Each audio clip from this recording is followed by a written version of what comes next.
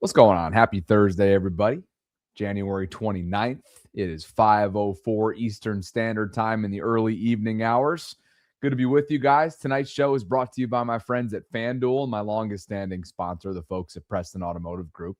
Waiting room's already cooking. I'm sure you guys want to share your first impression of Jesse Minter, or perhaps the reintroduction that we all got to Jesse Minter earlier today when he sat down for his introductory press conference. So I'll open up those guest lines in just a bit. I do have an opening monologue, though, regarding the offensive coordinator search that, according to Jesse himself, is pretty far along in the process.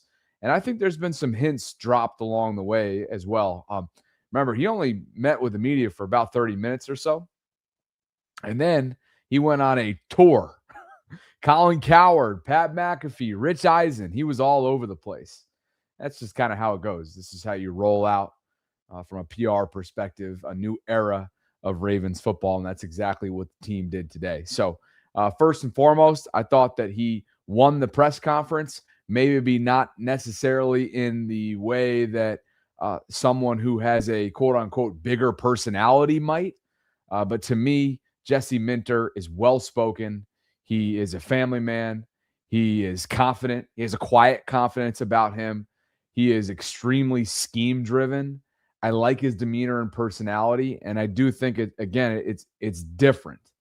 It is different, and it brings me back to Kyle Van Noy's comments from a couple weeks ago now on the McAfee show, where he was like, "Look, today's modern-day player, they're not looking for a leader of men. That happens naturally within the confines of the locker room, and the cream of the crop rises to the top when it comes to vocal leadership." He goes, guys are looking for X's and O's. Guys are looking for that kind of schematic mind. And I think that's what they have in Jesse Minter. I do. And I'm curious to see and hear what you guys have to say. Like the video if you could on the way in. Subscribe. Hit that notification bell. Consider becoming a channel member or a gift-giving membership. I'll get to as many super chats as I can. So, look, there's a couple different things to look at, because he talked about the offensive coordinator search in both the sit-down at one winning drive and on the McAfee show. Let's first and foremost get to the up to the day, I should say, latest on his search for both the offensive and defensive coordinators, two yet to be hired, at least finalized or reported or confirmed at this junction right now, which is 5:07 on Thursday evening, 1 week into his hiring. Here he is earlier today at one winning drive. And I won't confirm any hires at this point. Both of those searches are going really well. They're very far along, I would say. We're finalizing a few of those pieces. I'm looking for leaders and connectors and relationship builders and schematic expertise. But most importantly, guys, that the players believe in, that they're willing to dive deep and build real strong relationships with the players. I think when they feel that it's collaborative and they feel that it's ours and not just the coaches and this is what the players do, this is what the coaches do, it's all of us. And so I'm excited about the people involved in those searches right now, and I look forward to sharing those in the near future. Nothing new there. We covered that extensively on the Vault earlier this afternoon, but I think, a lot of the several C words, and no, not the C word that you might think comes to mind first. There were several C words to me that stood out, in terms of forming a first impression of Jesse. Cohesiveness, competitiveness, those were a couple. I just think he has a level of self-awareness, and there's a comfort level with him. Again, I think it could be confused or misinterpreted as, too quiet for some's likings. And hey, that's fine. It's up to you. But in no way did I feel like this guy didn't have complete control of the questions that were coming his way, of the message that he wanted to get across. You guys are unbelievable in live chat right now. What was the third word that I was looking for that I gave during the Vault? It was cohesiveness, competitiveness, and what was my third? It'll come to me. So that's the first question that he fielded related to the offensive coordinator. and really overall coordinators. Now, specifically when he went on the McAfee show, he was asked about the offensive side of the ball. Looking for a connector and an innovator and a scheme builder around the best player in the world.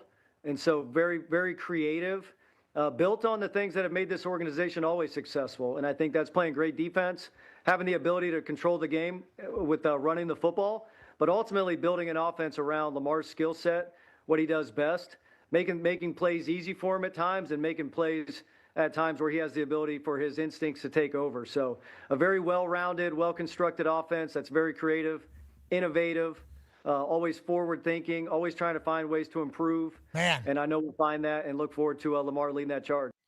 You might be wondering why I have Rams pass game coordinator Nate Scheelhaase and Declan Doyle, Bears offensive coordinator, not a play caller.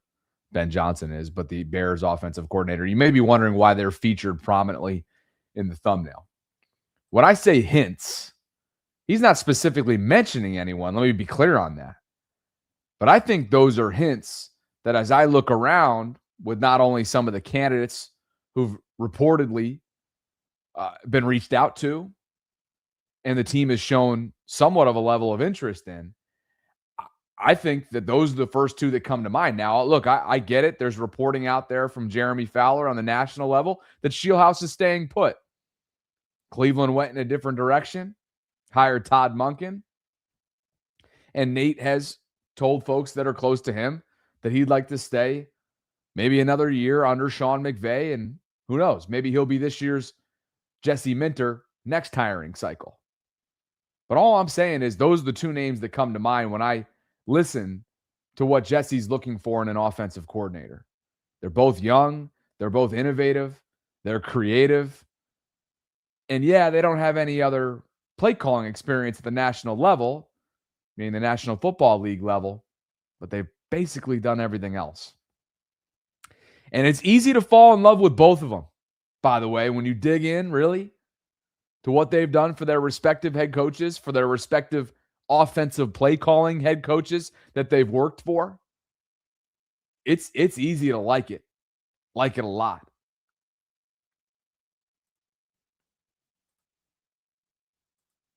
This is the specific clip, the transcription that I should have had up right here. I think I'm looking for a connector and an innovator and a scheme builder around the best player in the world. Very creative.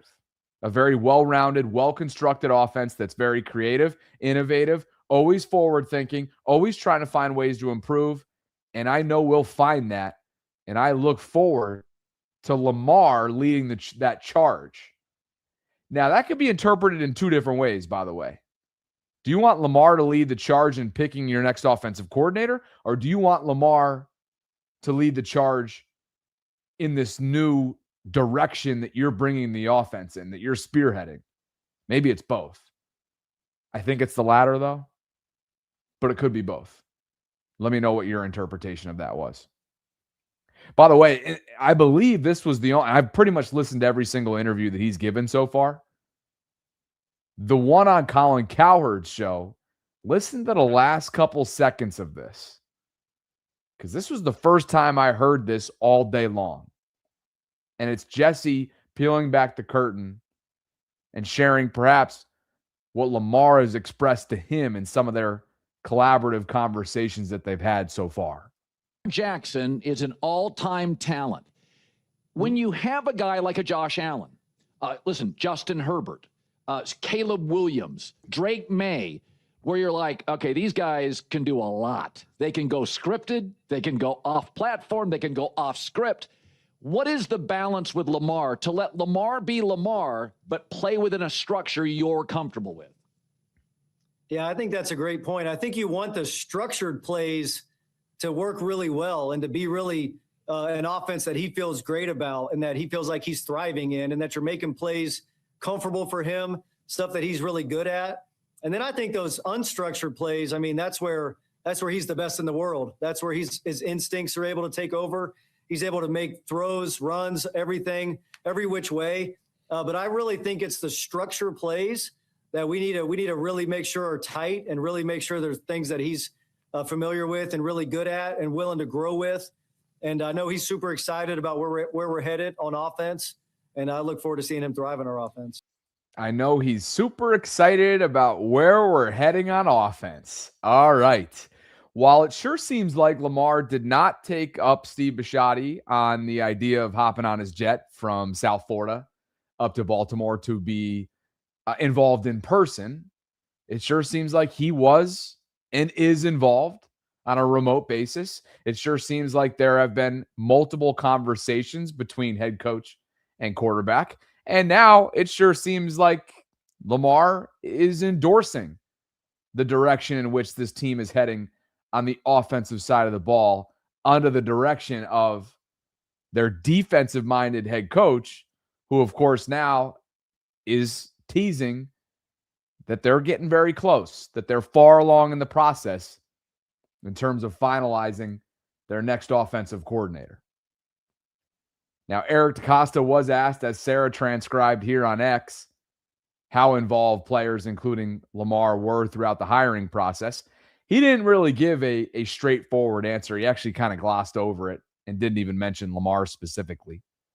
He said, quote, "We had a small group of players kind of split evenly on offense and defense.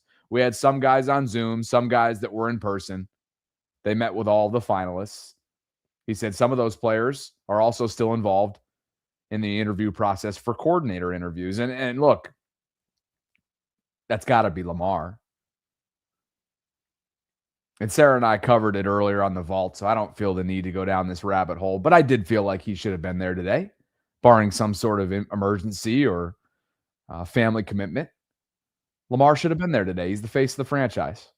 And I think that sends a message universally when you're there to dawn in this, really welcome in this new era of Ravens football. But I'm going to keep it, specifically about what actually matters in the here and now. And that's this next offensive coordinator, who it might be, and how Lamar is and how involved he is in that process. We talked about Shieldhouse and Declan at length in recent weeks. One name that I have not dug into, to be quite honest with you, is one that Dan Orlovsky just mentioned on NFL Live within the last hour or so. So we're going to dig in together right now. Packers quarterbacks coach Shawn Mannion. Why are we going to do that? Because Dan floated his name as far as his top 3 candidates for where he would go for the next Ravens offensive coordinator. Baltimore Ravens, my offensive coordinator would be Shieldhouse, Shawn Mannion, or Declan Doyle. Yeah. Why? Because they come from the right tree. They come from the Shanahan-McVay tree. For me, I just believe that offense, because the starting point, the foundation is, I'm going to take all these things that are simple to me and make them complicated to you. Yeah. Those are like recession-proof. And the second thing is, I can take one presentation and do 5 different things from it. That is a thing that carries over week to week to week to week. It elevates the performance of the offensive line. It elevates the performance of the backs. It elevates the performance of the quarterback, and it makes the receivers' jobs easier. I will always believe that a coordinator from that tree is the best option. The second thing I'd say is this, and I'd like to get your perspective on it, is I do think Jesse Minter, defensive coaches that are really intelligent and schematically advanced, and I think Minter's one of them, I think they do have an advantage when it comes to picking a coordinator, because it's what offense gives me the most issues. Right. What offense do I not want to to prepare for? What offense do I think is the most difficult to have answers for? You know what's funny about that? One, I love the ending there. Jesse, when you're a defensive coordinator and you've had as much success as he's had in Los Angeles the last couple of years, yeah, of course you know which offensive units gave you the most trouble. But in the same breath, he didn't have that much trouble over his 2 years. He turned that Chargers defense around almost overnight. So it's funny. It goes both ways.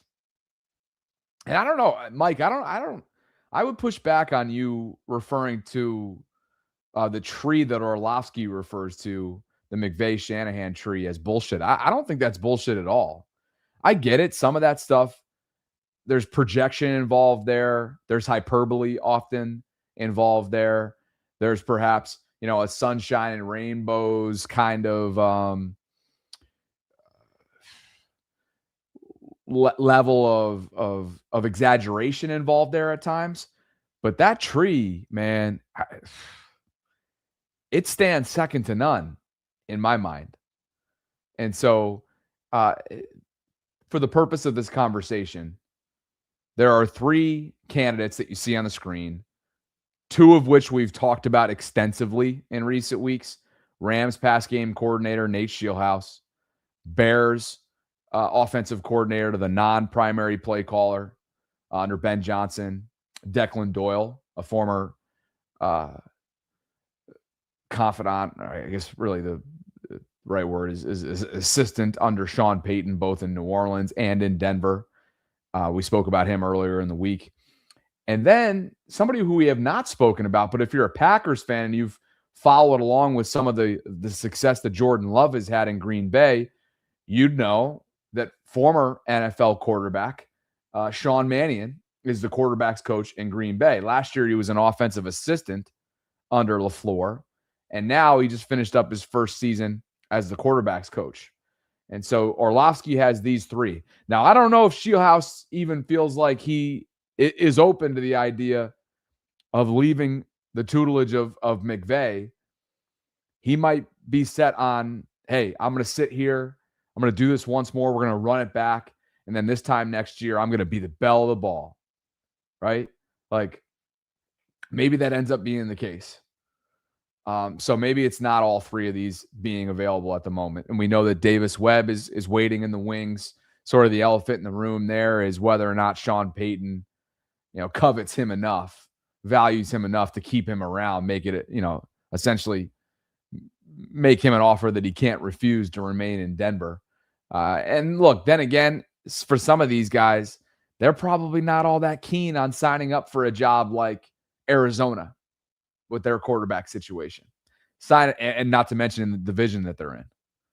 Or signing up for a job like Las Vegas with a complete and utter overhaul. Yes, you get the number 1 overall pick. You get to develop Fernando Mendoza and see what you have in him at the NFL level. But I think you know what I'm getting at there. There aren't exactly any more attractive jobs that would allow you to win right now out there for the taking. There's only 2 left, and it's those 2 markets. Shawn played, like I said, he played for a bit in the league, began his career with the then St. Louis Rams. Played his college football at Oregon State. He was a 3rd-round pick in 2015 by St. Louis, then went to Minnesota, Seattle, back to Minnesota, back to Seattle, back to Minnesota, back to Seattle, and then got into coaching as an offensive assistant under Matt LaFleur in Green Bay in 2024. So one more name that, again, there isn't any reporting around, but Orlovsky's floating it out there. I thought I'd throw it out there for you guys. And just in case you haven't caught it already, the future head coach quarterback tandem that will be Jesse Minter and Lamar Jackson. Jesse's already making sure that everybody knows in all of his various interviews that he feels like he's got the best quarterback in the world. Lamar and I have had multiple conversations. It's been great. It's been great to get to know him. I think relationships take time, and so you don't become the head coach of the Ravens and expect to have a deep relationship with anybody. So those take time. We've been working towards that already. We've had wonderful conversations. Look forward to many, many more. But Lamar, I just look forward to connecting with him, helping him become the best version of himself, creating a team identity that allows him to thrive, which he's already, proven to be an elite, one of the best player in the National Football League, and put a team around him that allows him to reach that ultimate goal of bringing a Super Bowl back to Baltimore. I tell you what, too, he indirectly talked about Lamar during his McAfee interview as well. There were several direct comments about Lamar, but I think you guys will appreciate this question, the answer to this question, I should say, which was really about the similarities between Derwin James, star safety that he worked with in Los Angeles, and now stud safety Kyle Hamilton, do-it-all safety Kyle Hamilton he's going to be working with in Baltimore. And watch and listen for how this gets back to Lamar, right? Having a tremendous defense, how this kind of turns back around and goes full circle for the importance of Lamar. A couple of years ago when I was getting to the Chargers, I had looked at a lot of the stuff that Kyle had done here in 2023. So showed Derwin some Kyle film. Now show Kyle some Derwin film. Two great players in their own right, unique in their own style. But I just felt like this is an organization that expects to play great defense, expects to have the most dominant defense in the NFL. And I think any quarterback's best friend is having the best defense in the league. And so there's great pieces here. There's a bunch of great players, Kyle included, Roquan, all the guys. And I feel like, there's excellent pieces here for us to be able to work towards being the best defense in the NFL. Aha. Any quarterback's best friend is having the best defense in the league. Guys, that is not something that Lamar's been able to rely on in recent seasons, hang his hat on, or have an assurance of in recent seasons.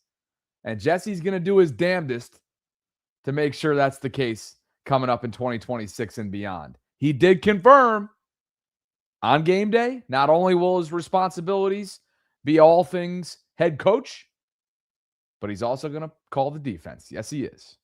Calling the defense, great question. I think that's a strength of mine. I think that's one of the reasons I'm sitting here. But I also think it's my leadership qualities. And I really look forward. I have a really good process, I feel, to do what I need to do to be ready to call the game, but also have the ability to be the head coach and to impact the entire roster, the entire team, make sure that it's our offense, our defense, our special teams, and that there's no divide there, and I know that I'm in charge of all that. But it starts with the relationships with the people in the building, particularly the players, and I think they'll feel my competitiveness, they'll feel my mentality every day, and I think we'll work hand in hand together to build a great team. I found my third C word, collaboration. That's what I was looking for earlier on. Collaboration, competitiveness, cohesiveness. Those are three things that stand out to me in terms of Jesse Minter's first impression. This will be a deviation. This will be a change when it comes to, the past head coach, the image of the head coach in Baltimore. His main focus will be the defensive side of the ball. And there's something I like about his demeanor and that quote from the McAfee interview. I think any quarterback's best friend is having the best defense in the league. Lamar's felt what it's like to have a top 5 defense. He has. Go back to 2023 with Mike Mack. The trifecta, the triple crown, leading the league in sacks, takeaways, and points allowed. They weren't able to capitalize on it. And again, most teams don't, not to rub salt in the wound, but not many teams have the opportunity that the 2023-2024 Baltimore Ravens did. But we won't go down that road. Let's get to the guest lines instead. And here are your first impressions. How you felt like Jesse Minter handled today at his introductory press conference. But first, this episode is brought to you by my friends at FanDuel. Guys, what are we, 10 days out now? Let's see. Today's the 29th. Super Bowl Sunday is the 8th. Looking forward to getting out to San Francisco, by the way. Going to be bringing you coverage all week long from Radio Row. It'll be my third time working that event. For those of you that are not familiar with it, each year the host city in a convention center, typically in wherever the host city is located, basically welcomes the entire media conglomerate nationwide. And everybody who's somebody in the world of media, and I'm not saying I'm somebody, I'm low on the totem pole, maybe one day. But everybody sends into this convention center style room and hosts their programs, their radio shows, their TV shows, their YouTube shows from Radio Row. And guys like Kyle Hamilton, players from all across the NFL world, celebrities, media members, all descend into this environment. And it ends up being a week full of coverage leading into the Super Bowl.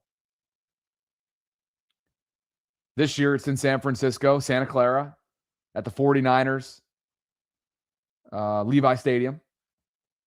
The convention center is called the Moscone Center, I think. Moscone or Moscone. I don't even know. But I'm going to be staying right around the corner. I'm flying out on Sunday. I'm going Sunday to Sunday. It'll be my first time in San Francisco. Thrilled for the opportunity. Going to try and track down as many people that I can, names and faces that hopefully will bring, a level of content that skyrockets everything. King Lee, you kill me in the live chat, man. He said breaking news coming in, so I went over to the timeline and I lost my train of thought. There's no breaking news, at least not right now. Killing me, man. But the point is, I'm looking forward. Steven says, I was on 98 Rock in the morning. You're an effing sellout. Oh, you're hilarious, Steven. Appreciate you giving me too much love.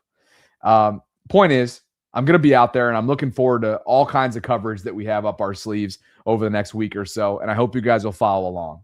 Thank you to FanDuel, taking a close look and an early look at this Seattle-New England matchup, which is Super Bowl 60. Seattle opened as a 4.5-point favorite. The over-under set at 45.5. It's a 6:30 kickoff, Sunday, February 8th from Levi Stadium. Sportsbook.fanduel.com. Appreciate them for the continued support. You can call 1-800-GAMBLER if you're having any issues. Please do. There's a ton of different same-game parlay bets, if you will. A little bit of tennis going on as well if you want to take a look at what they have for this Carlos Alcaraz matchup and whatnot. Sportsbook.fanduel.com. Appreciate them. Appreciate you. Kobe with a super chat gets us started in that department. And then we're going to Trey, Oscar, Pete, and Judah posted up in the waiting room. KP writes, is there an argument that our 23 defense wasn't that good and its success was the result of Mike McDonald's sim pressure packages? Seattle looks different because it's talented. I mean, I guess there's an argument to be had. But you had a ton of guys that just had career years, whether it was bursting onto the scene like Patrick Queen, the middle part of the defense, or resurrecting their career like Jadeveon Clowney did. You just had dogs all over the field, all three levels. Yeah, there's probably more household names in Seattle.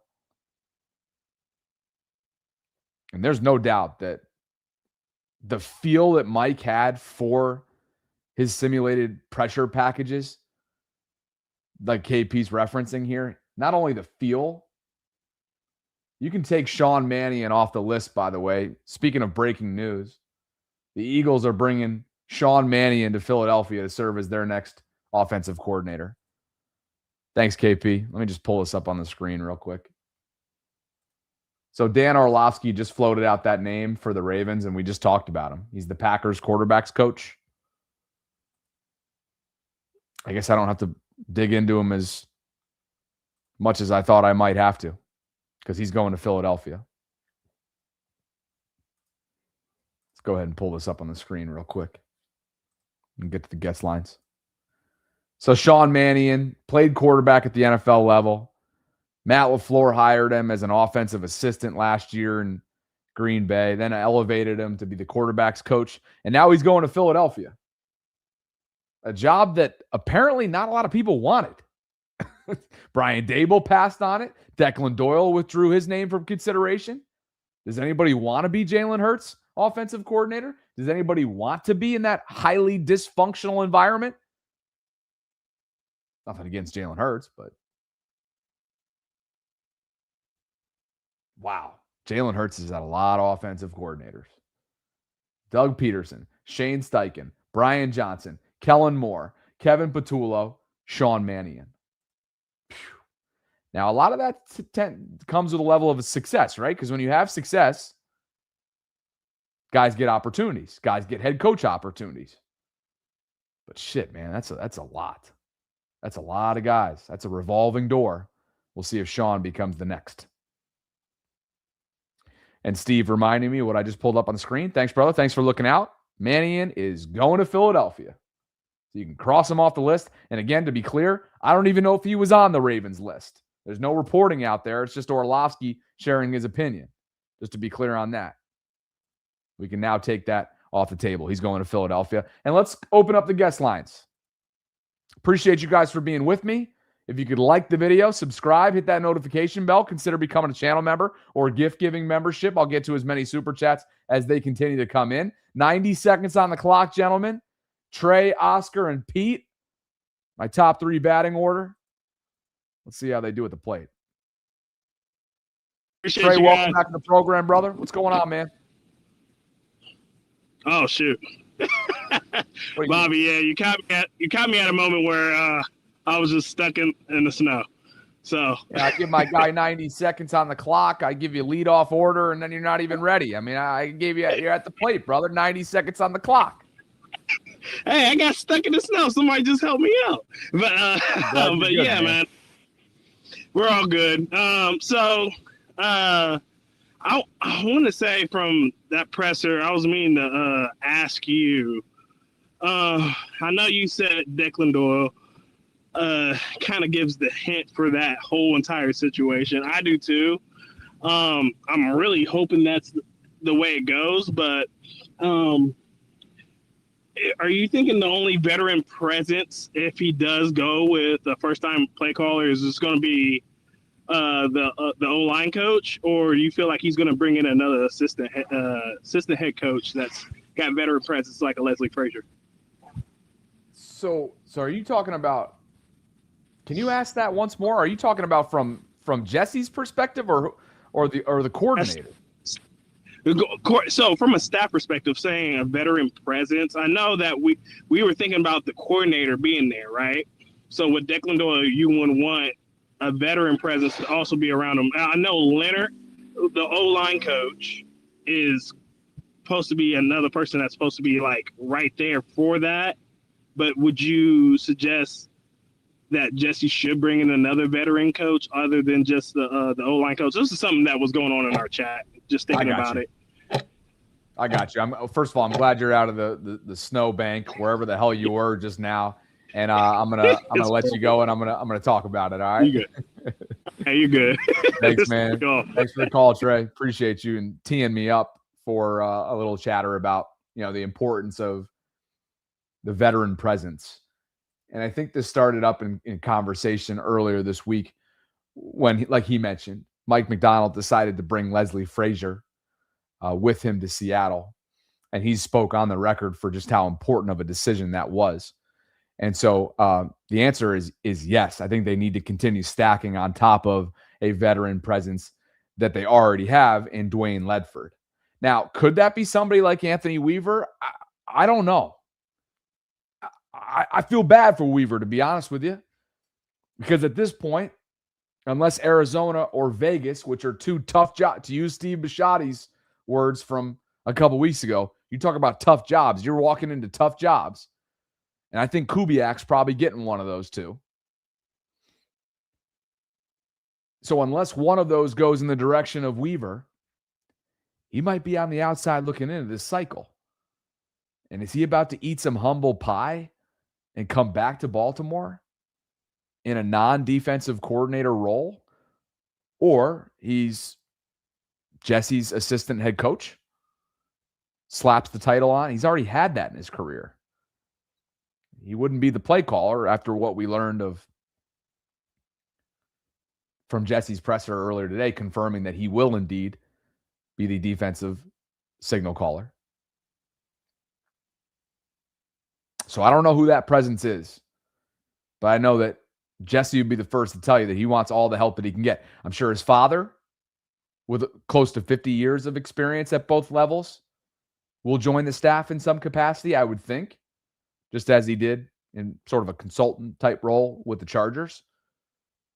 Any first-year head coach should surround himself with a level of experience, with a level of confidence, that'll bring him comfort, no doubt. If you're just tuning in, Shawn Mannion is a former NFL quarterback. He spent his last 2 years under Matt LaFleur in Green Bay, and this past season as the quarterback's coach, working closely with Jordan Love. Philadelphia, he's just 33, and he is being brought to Philadelphia to be the Eagles' next offensive coordinator. he'll work closely with Jalen Hurts. Sudesh says, Steve didn't hire Minter, EDC did. Hashtag Minter is coming. You getting that from the impromptu segment and the hilarious drop-in of Jamison Hensley's ESPN hit earlier today, that live hit, and Steve ended up that was pretty hilarious. I'm sure you guys have seen that by now. He crashed Jamison Hensley's ESPN segment earlier, and he did say that it was Eric's hire, but ultimately one that Steve had to sign off on. We know that. Oscar, are you with me? If you are, turn that camera on. We'll bring you on the program. Back to the waiting room we go. Take me in a variety of different directions, whether it be the coordinator search that is ongoing, but to also use Jesse's words, is nearing, perhaps very far along, finalizing the final stages here of that process. He seemed pretty confident. 90 seconds on the clock. Welcome back to the program, brother. Floor is yours, Oscar. What's up? So I think you were just talking about veteran presence, and I think that veteran presence really needs to come in offensive coordinator. And that's why I am hoping we're gonna get Cliff Kingsbury. That is, I think, I hear everybody saying we need some young bucks in the organization and need to develop some guys, but I think an offensive coordinator, since, like you were saying, defense is Minter's wheelhouse. I think specifically with the ties as well with Hollywood and Lamar, and obviously Hollywood is going to have some impact there. I mean, I'm not sure who your favorite pick at offensive coordinator is currently, but I think that we really need someone who has um, a lot of experience making those play calls and leading that offense and establishing that relationship with Lamar. And I'm a little concerned about the candidates that are left, I guess, because I think in many ways this for me was more important than the hire of Minter. Like I think that this is that Minter did great or is a great hire, but I think in many ways the offensive coordinator is even more important because at the end of the day we need to get Lamar to the Super Bowl, and the offense is going to be very crucial and important in that. Thanks for the call, brother. Appreciate you, man. You kind of asked in a roundabout way there, who do I prefer, or who would I be intrigued on? Look, Cliff has a track record that, of course, he comes with a level of intrigue. It was a week ago that Rossini was reporting that Lamar would endorse that hiring, receivers would endorse that hiring. Hasn't really been much since. And the way the Ravens are moving suggests that he's not on their short list. Jeff talked about that on the Collective Tuesday night. So while I get it, I think that would be a safe option, I'd go in the direction of Declan Doyle. I think he has all the makings of somebody that not only is a fast riser, but what he did and helped accomplish this year in Chicago, to me, is significant. And the way Sean Payton has brought him along on his come up, he's only 29 years old. I think there's a ton to like about Declan. And I think if you surround these guys and surround this staff with guys like a Dwayne Ledford, who's been around and, by the way, is bringing an assistant, I think his name is Sean Flaherty, who played college football at Towson, and he's worked underneath Dwayne in Atlanta the last several years.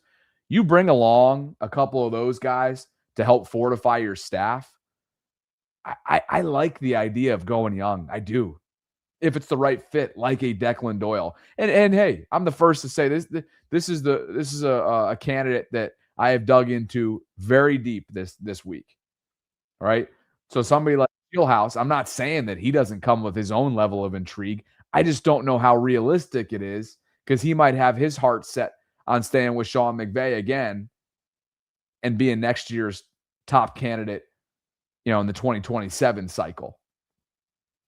So for right now, especially with what Jesse is on record for telling McAfee today in terms of what he's looking for, a connector, an innovator, a scheme builder, creativity. I don't know. That screams Declan Doyle to me. And go look at what they did in Chicago this year. Thanks, Oscar. Gets lines. Continue to roll. 90 seconds on the clock. Shawn Mannion was just hired. We have breaking news, and from a Philadelphia perspective, he is going to be the next offensive coordinator for the Eagles. This past season, he was the quarterbacks coach for Jordan Love in Green Bay. Pete, welcome to the program, brother. 90 seconds on the clock. Floor is yours. What's up, Bobby? So, nephew, good to see you, nephew. Good to see you. I was thinking, so both coaches in the Super Bowl right now are defensive-minded coaches, which is something to note. But I was also thinking, like, there's that stat or whatever where it's like if the QB and like coach don't win it within like the first 5 years, or like significantly less, like they don't usually win it after that. So the thing is that like the 5-year contract should be the window, and they don't win it. I don't think they should extend it, but I am optimistic because of what I've seen from Chargers fans about how they reacted to losing it was very similar to Mike McDonald, how we reacted to that. So like if we get 75% of Mike Mack and an actual competent offensive coordinator that runs the ball when he needs to instead of not running the ball in the AFC Championship game, then we should win. And I was thinking, I'm jealous of just how these like NFL playoffs is going this year. I'm like, why can't we turn the ball over? Like Drake May's fumbling the ball 5 freaking times, winning the game still. I'm like, if Lamar did that and lost the game, he probably would lose the game. He would get killed. But Drake May's winning these games somehow. So like, I'm just like, why can't we come together as a team in the playoffs when it matters most and do that? So that was Harbs' error. So it's a new era, but it's so frustrating. I mean, it's cool to see. Frustrating. It's like the Patriots and Chiefs have dominated the last 15 years of my life, and that's all I've really ever seen is the Chiefs and Patriots win in the Super Bowl. So that's all. Thanks, brother. I get it. I think a lot of people out there feel your pain because of how quote-unquote wide open the field is.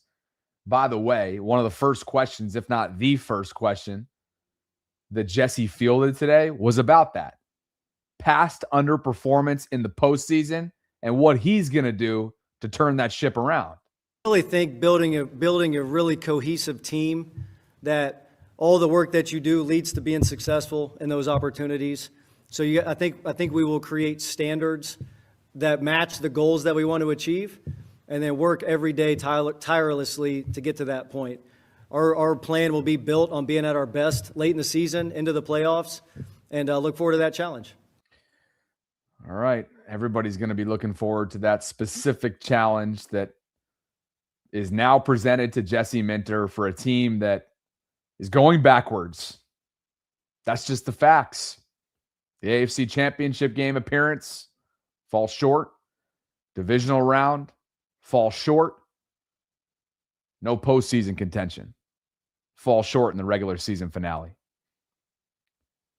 Over 1,200 concurrents and counting as this news cycle rolls on and viewership continues to be right there along with it, which I appreciate you guys for very much. Moses, where are you now, brother? Somewhere on the West Coast, I'm sure. Chugging along. My man. Always a great call. 90 seconds on the clock, brother. Welcome back to the program.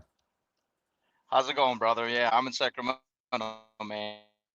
But I got a quick 1 minute and 25 seconds here. I'm just going to say a couple things on Davis Webb, because I feel like there's going to be some fans that are just going to they're going to be a little discouraged if he does become the Ravens' next OC.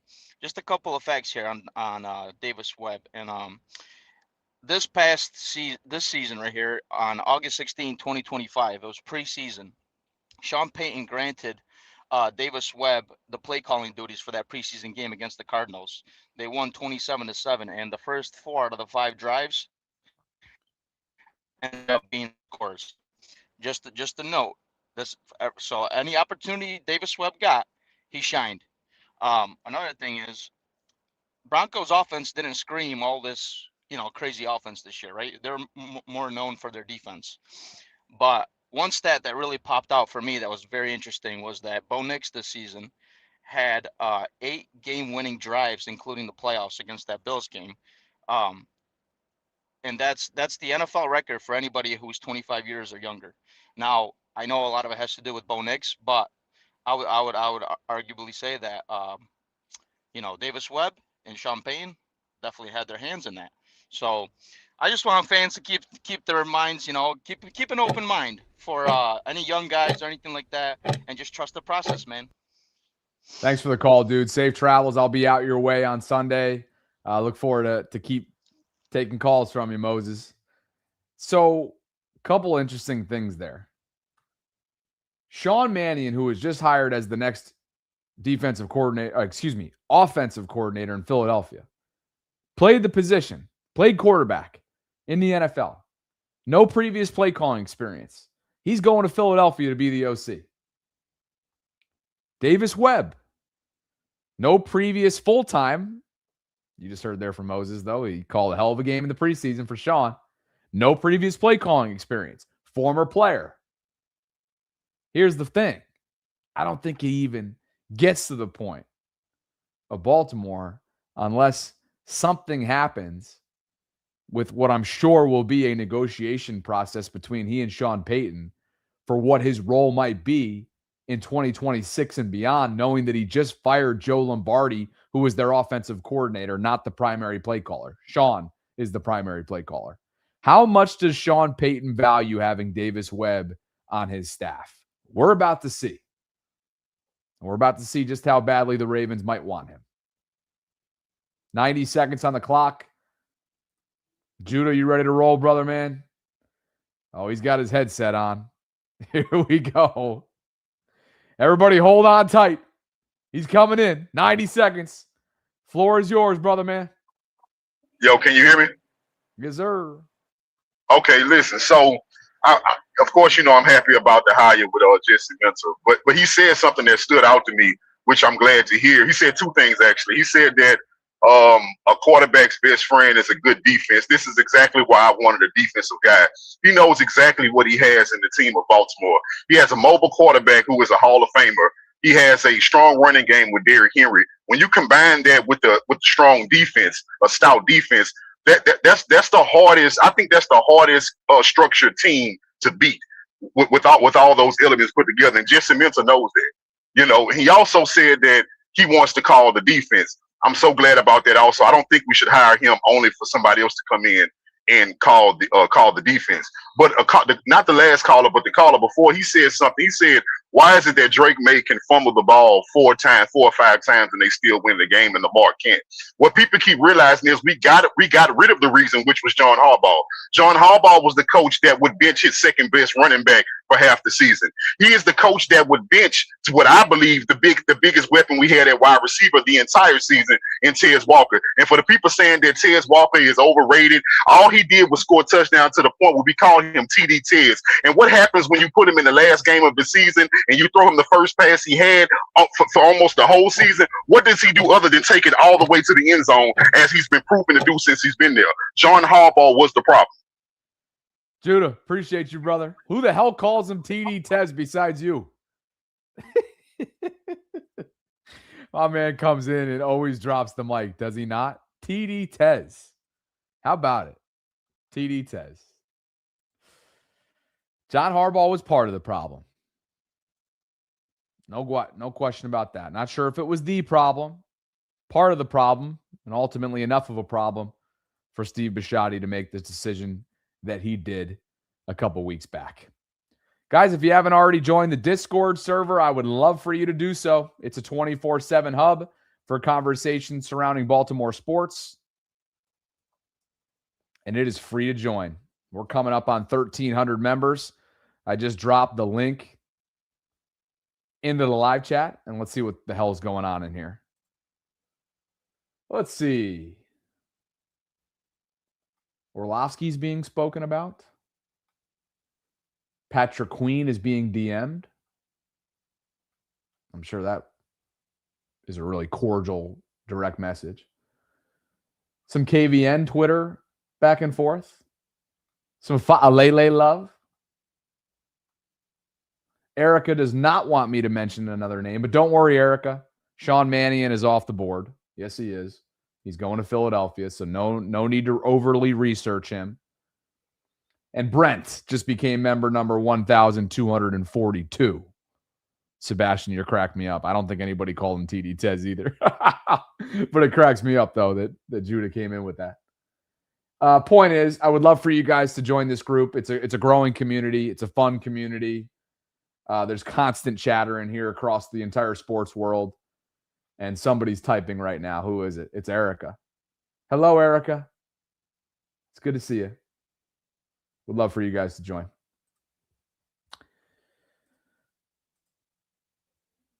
Speaking of John Harbaugh, he came up today multiple times during the press conference. And this is what Jesse Minter had to say about his former mentor. The coach a couple times, tons of respect for John. The 18 years here, wonderful success, probably Super Bowl, probably in the Ring of Honor one day. And so tons of respect for everything that he's done. We've had just a couple small conversations. He knows how I feel about this place. He did text me like, I think they should hire you. That was just one of the texts he sent, so I appreciated that. But love John, and really just take the foundation in place and build on it and make it better and put my own spin on it and not try to be John Harbaugh, not try to be Jim Harbaugh, be myself, connect with everybody, make it about all of us, and really look forward to doing that.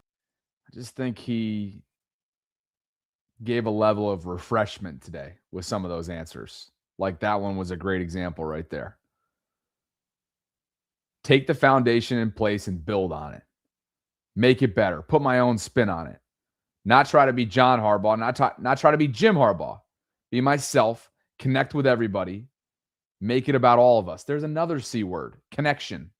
Connection, collaboration, cohesiveness, competitiveness. That's what stood out about Jesse's press conference today and what I think he set out to accomplish. His coaching influences.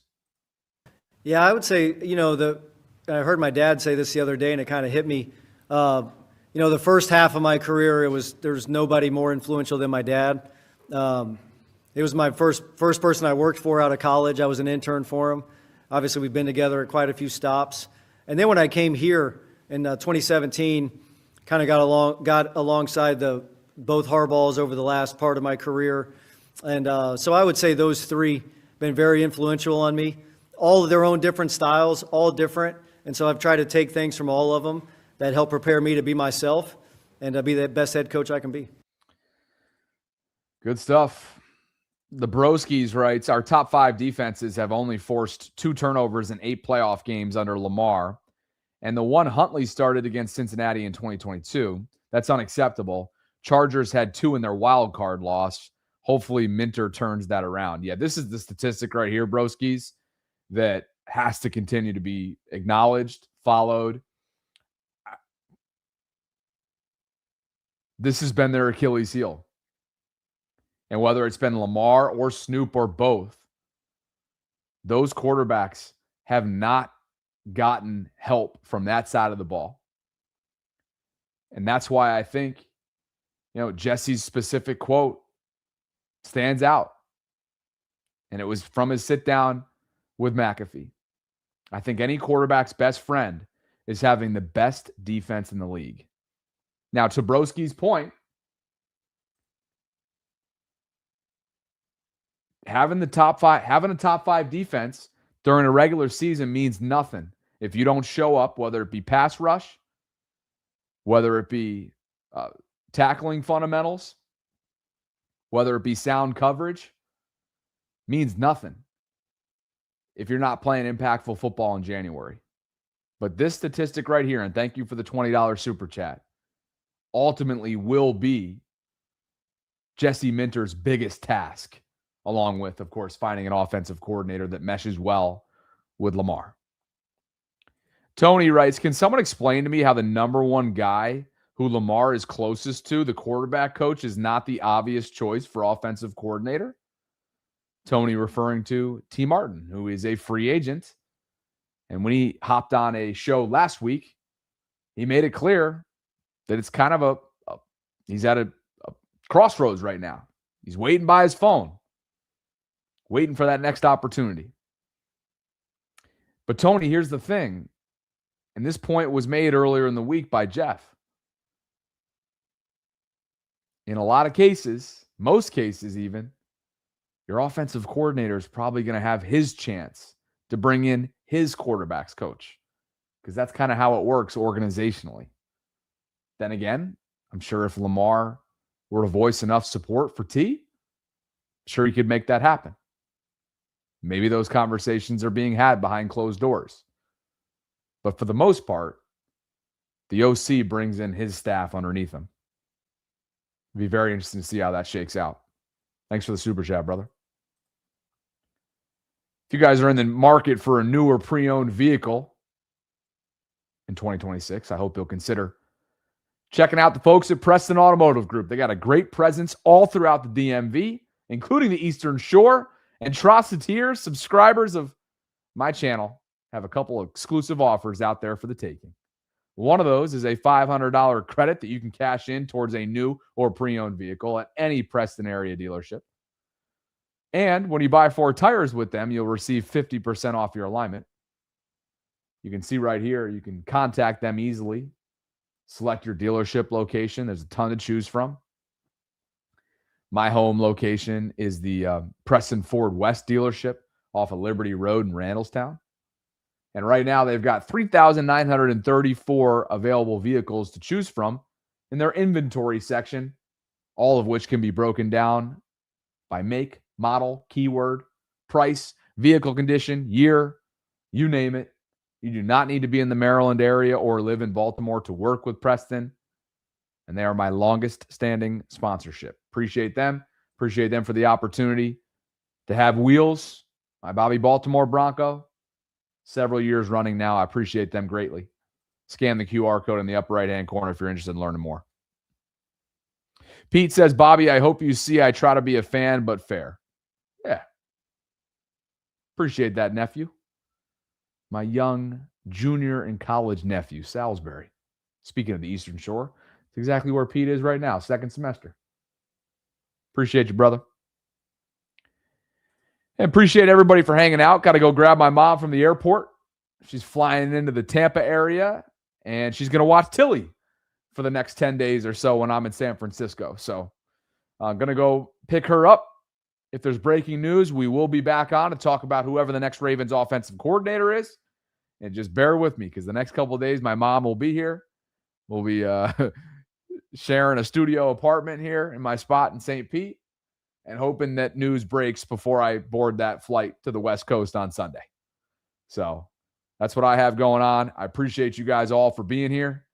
I hope you'll join the Discord server if you haven't already done so. You can also connect with me across all social media platforms this offseason. Follow along for more coverage, for more life stuff. It's at Bobby Baltimore on Instagram. It's the same handle for my Twitter. A lot of content's being churned out over there. And then I typically bring it from there to here. That's kind of how it's gone. I'll drop the link right now into the live chat for Instagram. And again, same handle, same username for Twitter as well. Drop that in. Appreciate you guys all. If you'd like to donate in a non-super chat way, you can do so by Venmo or Cash App. Nothing is ever expected. Anything and everything. Always appreciated. Beyond appreciated. Thanks to Preston Automotive Group. Thanks to FanDuel. And thanks to all of you for the continued support of the program. Sarah and I will be back tomorrow. Femi Ayambadejo joins us. He was at the press conference, as many former and present players were today. He's going to give us his thoughts. He's got a lot to say based on his audio voice message that we got earlier today in our group chat. So thanks to all of you for dropping by. Maybe we'll talk to you tonight. If not, more to come on the way. Thanks, everybody. Appreciate you.